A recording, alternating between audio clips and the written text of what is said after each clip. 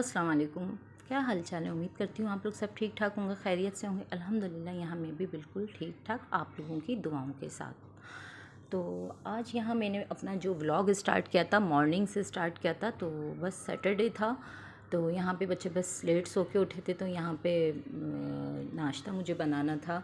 तो यहाँ पे तकरीबन मैंने कहा पहले मैं नाश्ता बना लेती हूँ, उसके बाद मैं बच्चों को उठाऊँगी। तो यहाँ पे बस नाश्ता कंप्लीट हो गया था, तो मैंने बच्चों को उठा लिया था। तो नाश्ते में यही था, हर बच्चे की डिमांड थी, किसी के आम की थी, किसी की शामी कबाब की थी, किसी की नगेट्स की थी। तो बस यहाँ पे मैंने तकरीबन उनकी डिमांड्स में पूरी कर रही थी। तो मैंने यही सोचा कि चलो बच्चों की अब लास्ट छुट्टी है, सैटरडे है। उसके बाद मुझे बाज़ार जाना था, तो मैं यहाँ 8 नंबर के बाज़ार आ गई थी।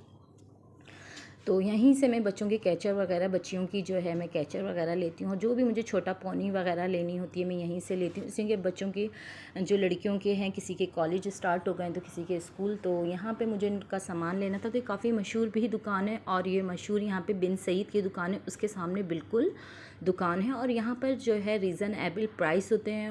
हर चीज़ इतनी परफेक्ट और इतनी अच्छी होती है कि कभी यहाँ की इनकी जो है कोई चीज़ ख़राब नहीं होता। और केचर भी काफ़ी टाइम चल जाते हैं, और हर तरह के इनके पास केचर होते हैं, हर क्वालिटी के होते हैं, हर कीमत के होते हैं।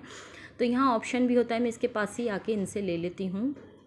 और ये घर के तो बिल्कुल ही नज़दीक 8 नंबर है। तो मैंने यही सोचा कि पहले मैं काम निपटा लूँ, फिर मुझे बाज़ार जाना है। तो उसके बाद यहाँ पे आज मुझे बनाना था खाना, तो डिसाइड ही नहीं हो पा रहा था। तो बस बेटी ने कहा कि हरीज़ा ने कहा कि मम्मा आज मैं बनाऊँगी। तो मैंने कहा नहीं बेटा, कभी आपने कुकिंग करी नहीं है। तो उन्होंने मुझे बताया था कि फ्रेंड्स के घर गई थी, तो उन्होंने मुझे आके बताया था कि नहीं मम्मा, मैंने वहाँ पे हम दोनों फ्रेंड्स ने मिलकर कुकिंग करी थी, मखनी हांडी। तो मुझे यकीन नहीं आ रहा था, इसलिए कभी मैंने बच्चियों से काम ही नहीं करवाया, इसलिए कि पढ़ाई पढ़ाई बस ये चीज़ें होती हैं। डस्टिंग वगैरह तो कर लेती हैं।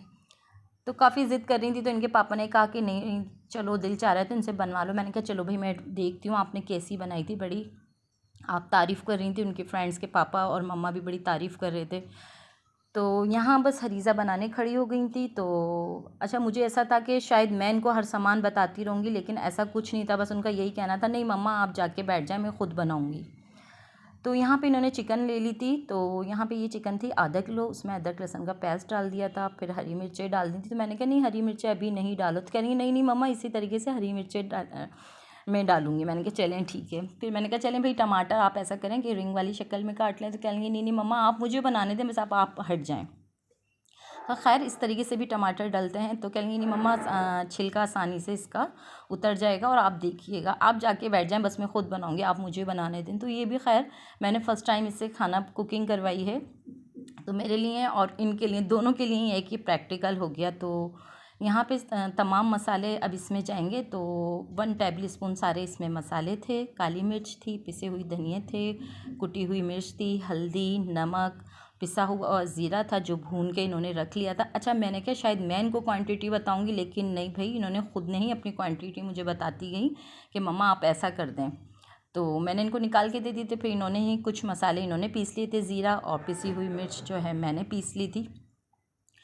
तो ये काफ़ी बन के ये रेडी हुई थी। और सूखी, इसमें तकरीबन 1 चम्मच सूखी हुई मेथी भी डालनी पड़ती है। इन्होंने 1 चम्मच सूखी हुई मेथी डाली थी और इसको भून लिया था। भूनने के बाद इसमें जब टमाटर गल गए थे ना, तो इसको भून लिया था।